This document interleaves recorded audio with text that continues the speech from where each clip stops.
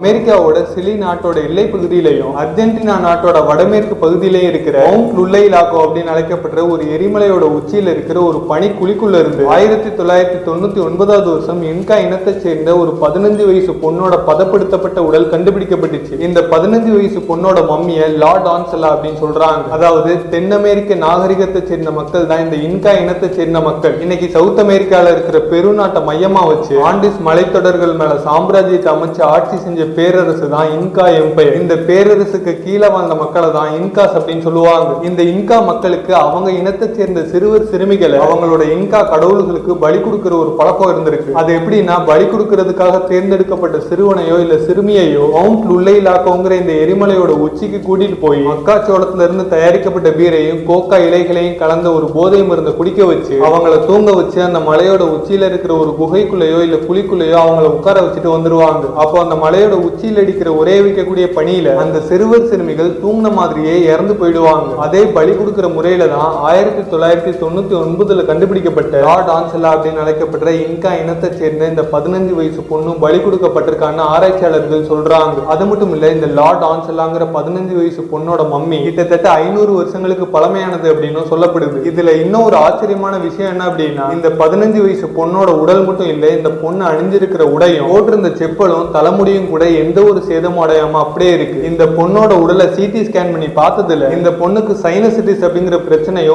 Lung இன்ஃபெக்ஷனோ இருந்தது கண்டுபிடிக்கப்பட்டுச்சு. இந்த சைனசிட்டிஸ்ங்கிறது வேற ஒண்ணும் இல்ல, நம்மளோட மூக்க சுத்தி இருக்கிற ஒரு குறிப்பிட்ட பகுதியில நம்மளோட மண்டை ஓட்டுக்குள்ள ஒரு சின்ன கேப் இருக்கும். அந்த கேப்ல இருக்கிற திசுக்களோட வீக்கத்தை தான் சைனசிட்டிஸ் அப்படின்னு சொல்லுவாங்க. சோ இந்த சைனசிட்டிஸ்ங்கிற பிரச்சனையோ லங் இன்ஃபெக்ஷனோ அந்த 15 வயசு பொண்ணுக்கு இருந்ததுங்கிறது சிடி ஸ்கேன் மூலமா தெரிய வந்தது.